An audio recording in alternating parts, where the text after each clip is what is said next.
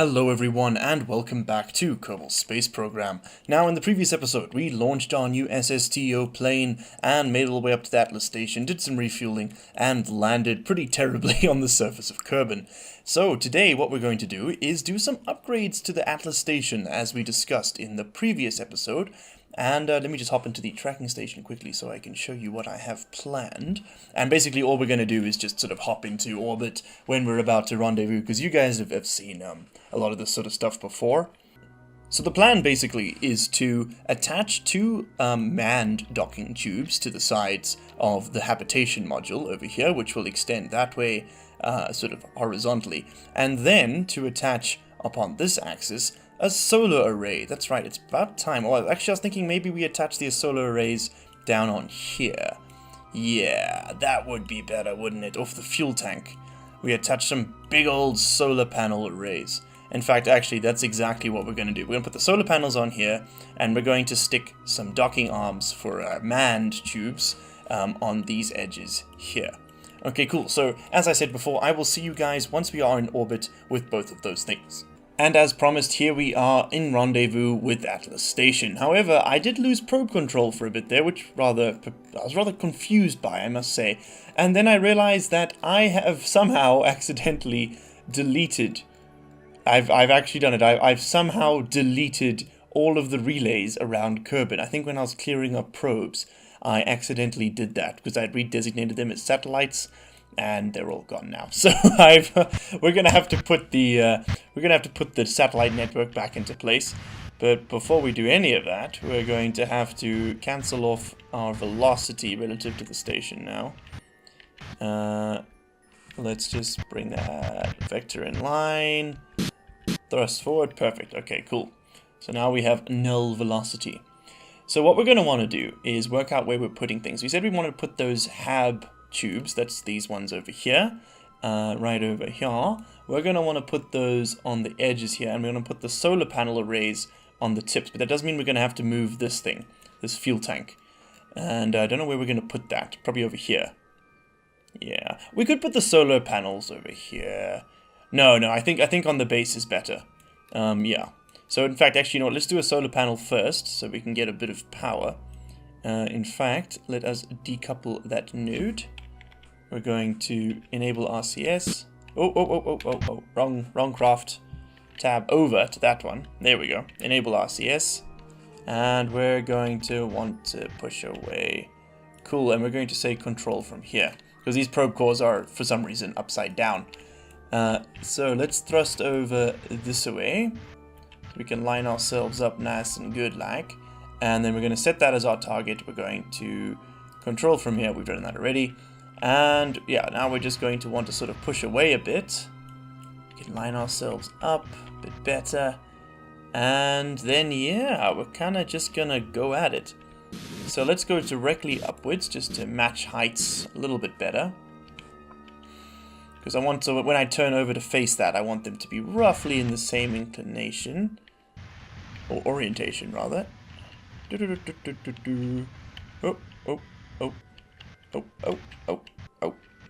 There we go. Okay, so let's move that velocity vector to be in line. And then actually, we need to point at this, and then just thrust forward. Now, the orientation in which I dock this is very important. I need those solar panels to go out horizontally. It is very, very important that they go out horizontally. If they don't, then they're gonna be in the way of other craft and things, and that's not gonna fly. So actually we need to slow down a bit. We're going in a bit quickly here. Hold steady now. Got a bit of inexplicable wobble. These RCS thrusters are perfectly balanced, so that's kind of strange. I mean, they're carbon copies of the layout, is sort of exactly the same. Okay, there we go. Alright, now when we dock, we just need to make sure that we are in the correct orientation. So we're going to disable that. Oh Christ, what have I done? Okay, enable SAS. This is going to take a bit longer than expected, I think. There we go. Okay, so that's docked. And that's actually pretty good. I mean, it's not perfect. They're a bit skew. In fact, actually, we need to redo that. So let's We're going to quick save though, because, you know, just in case I botch it even worse. So we're going to want to undock. We need to be perfectly flat. Oh. In fact, actually, we should probably do this sort of rotation with just our reaction wheels. Okay, nice. Now, set as target. And we're going to... Oh, we've lost signal. Oh, for God's sake. It's because we're over the damn ocean. Well, that was poor timing. Okay, there's one arm connected. Nice and easy. So then let's switch over to our craft, which has drifted away a little bit now. In fact, actually, let's get this thing pointing back at the station. We want to move that back towards it. Just gonna thrust in that direction. Just like that.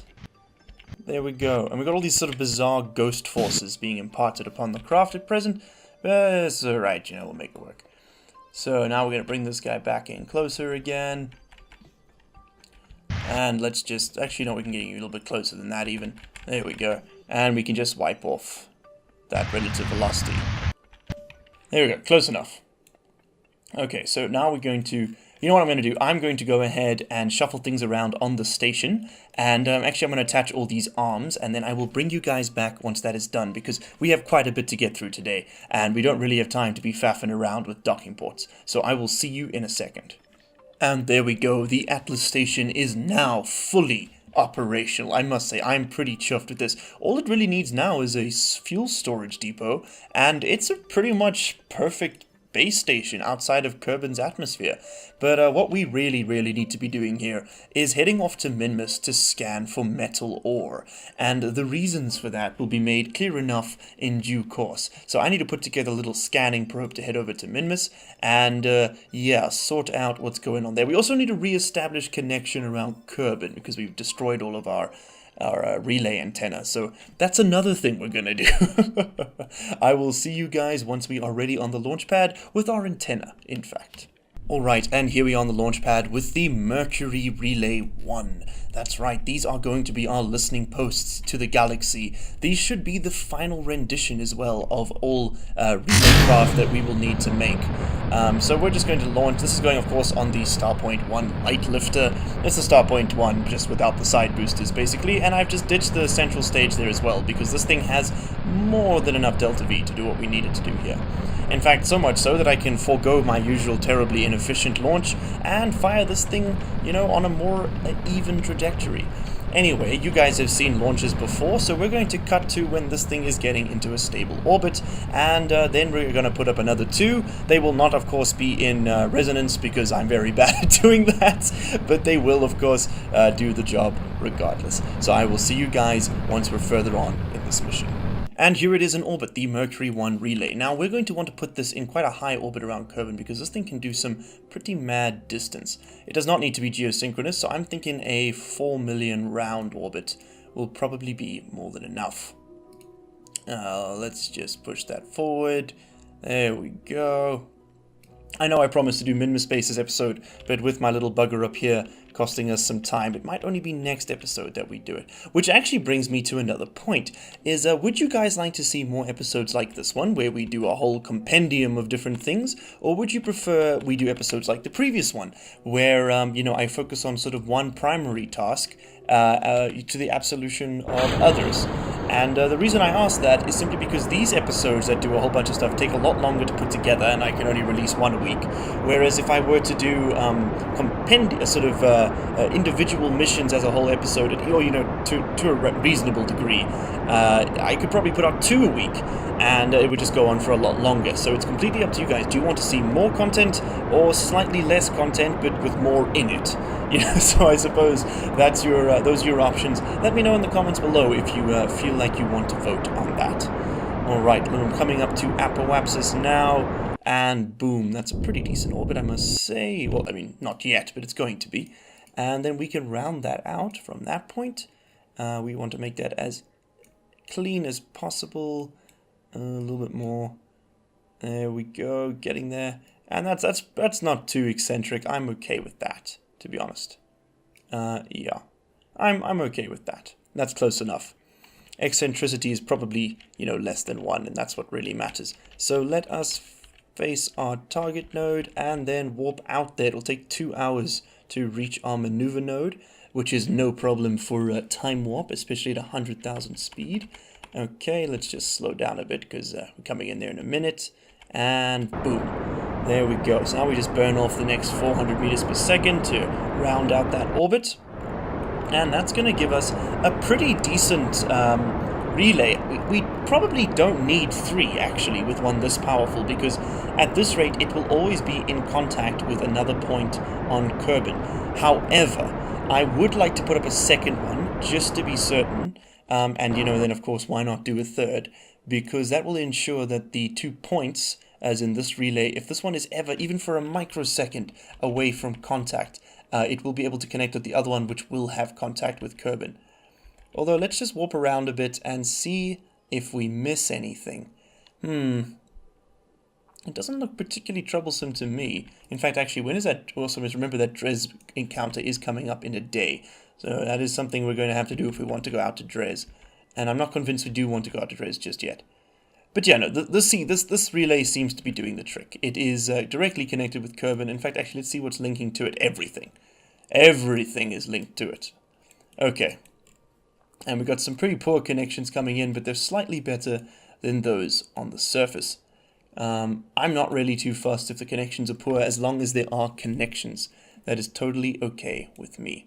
Alright, so with that done, I think we can actually go ahead and send our probe out to Minmus. Doesn't this thing look cool? Yeah, the Mercury 1 relay. Okay, let's go ahead and send our little ore scanner out to Minmus. Alright, and here we are on the launch pad with the Odin 2 probe, which will be probing Minmus for all of its sweet, sweet ore. However, we have, due to the cost of this mission, missed our Dres encounter. That's our Dres transfer window. We simply just can't afford to do both, and this is more pressing at present for me. So what we're going to do is throttle up to max, and boom, launch off. Oh god, I'm already getting a bit of wobble. What's going on here? That is a bad sign. That almost didn't go very well, did it? We've got quite a bit of wobble at the top there, in fact, actually. I don't think I strutted this sufficiently. So we're just going to zoom out and not look at it and hope it stays together as we punch through the thicker parts of the atmosphere. In fact, actually, let me go ahead and tweak our orbit just a little bit so that we come in at a slight inclination. It just makes getting around Minmus slightly easier. I think it's an exactly 10-degree inclination between Kerbin's equator and Minmus, and I believe that it is in this direction. That is to say, towards the 135 heading. So we're heading at 100 essentially, and then you've pretty much got the direct inclination for Minmus. So we're just going to put this rocket up through the atmosphere. I'm showing this one specifically because it's so wobbly. Normally I would have just cut through this, but I'm worried that this guy in particular is going to cause us a little bit of trouble. We'll just have to see. Anyway, here we are banking over towards the 90-degree marker at around about 13,000 meters, and the simple reason for... Anyway, here we are banking over towards 90 kilometers at around about 18,000 meters, and the reason for this is that we want to start leveling out our trajectory before we leave the atmosphere, because, you know, as my launches really aren't the most efficient, and while I admit to this, it's best to, you know, improve on oneself, I suppose. We can also throttle down slightly, because going this fast in the lower part of the atmosphere is very wasteful on fuel, and, you know, this thing's got more than enough of a thrust-to-weight ratio to handle itself. We also don't have any mech-jet parts on this, unfortunately, which I really wish I had included now, because that would have made getting to Minmus a lot easier, but this thing is way over-engineered. We have nearly 7,500 meters per second of delta V available to this craft. So let's tilt ourselves over. Yeah, we got some pretty nasty wobble, actually. I don't want to go too high. And I've gone too high. There we go. It looks like I just can't beat it. Okay, let's accelerate forward. There we go, 70 meters, or 70 kilometers. We can ditch that fairing. And you guys can have a look at the probe contained within. Oh god, it's stuck. That's very bad. That's very bad. We're going to spin the craft just to try and dislodge some of those fairings. Ah, no, it all blew up. Ah, crapola. That fairing there is the problem. If I open that... see, that would have fixed it. Damn, well, we just blew up the only reason to be going there. So, I don't know what we're going to do. We're going to have to land this probe. And I guess I will see you guys when we are on orbit with another one. Hopefully that one won't explode. And now with that done, it's time to open up this great metal scanning array. Look at this thing. It sort of telescopes out on that tiny little wire. Quite a fair distance. Oh my god, look at this. All of these parts are just so ludicrously large. It makes you really feel like a real space program person. This is part of the exoplanetary launch pads mod, this one right here. So there we go. That is our ore scanner. So let's point that down towards the planet just so it looks a bit more realistic. Just like that. And then do we right click on it and see, what can we see? What sea do we see? Alright, and here our scan of Minmus is complete. We are viewing it from the tracking station just because I had to go back to the KSP to check on exactly what materials we needed. And it is metal ore that we will be needing to mine. Now, metal ore is part of the exoplanetary launch pads mod and is not to be confused with metallic ore, which thankfully actually arrives right at our base. But no, we need to go all the way over here to mine metal ore, and that's required to smelt into metal, which we can then manufacture into rocket parts, which we can then use to build craft off-planet. All of this will be explained once it is in place and under construction, because basically what that means is then we can then turn the Minmus into another KSP, and flying missions out towards other planets will be so much easier because we don't have to get through Kerbin's atmosphere or deal with Kerbin's gravity. It will be very, very good for us. It also means that we can then essentially, once we've got a full mining system going, we can essentially just infinitely expand the base without having to fly things to Minmus. All we would need to do is bring in supplies, because I still quite haven't worked out how to get fertilizer. I think I made another mod for that, and I don't want to add any more mods, and I'm fine with having to ship things every now and then. But yes, that is that. Pretty cool, isn't it? So we can also have a look at our ore spread. That is the ore required to manufacture liquid fuel, oxygen, monopropellant, and oxidizer. Yeah. Those are the things. So that's the base game material, basically. And those are currently present at the Atlas station, at the Chronos base, and at our new site. So I think what we are going to be doing, indeed, is moving Chronos base over here. Alright, here we are at Chronos base. So right now, flying this craft over there, which would be all the way over here, is completely doable, I think, with the amount of fuel we have in here. In fact, you know what, we can always transfer more in. We don't need to bring this thing along with us, so we can actually throw all of that. Where's that fuel tank? We can throw this fuel in here, take it all. I haven't got any probe control. That's a bit odd. There we go. Yeah, Minmus's probe control is very spotty, so flying right now is kind of terrifying, to be perfectly honest. But it's probably not the worst idea to do it at present. There we go. So all that fuel is in there. We won't need... Oh, no. Continue the transfer. It didn't finish. What's going on here? I must have clicked away. My mistake. Okay, so we have an almost full tank of fuel. That'll be more than enough to do everything we need over there. We will come back at some point and recycle these pieces for parts. But until then, what we're going to do is get Edbus Kerman out and have him come down, extend that ladder. And he's just going to detach our craft from these other ones. Okay, so what is in here that we can take with us? Okay, we want to take all the spanners. That's fair. Oh god, we can't take them all, can we? How many can we take? No. Can I take 2? Can I take 2 spanners? No? Really? Oh, can't stack with equipped item. That's the problem. Oh god, no, we can take them all. Okay, that's fine then. Let's take all the spanners, because those are very useful. We should definitely take all of the survey stakes and that mallet. What are we going to leave behind here? Nothing. We'll come back for it. How many of these can we split? Split. 24. Too many. Okay, how did we split 8 off? Can we take those 16? We can. Can we take those 8? No. How about 4 more? Perfect. How about another one? Nice. Let's try another one. Another one. DJ Khaled, 2016. Another 2? No, another one. Okay, that's good enough. 30 is good with me. Okay, so we're bringing plenty with us. on our flight over to the new location.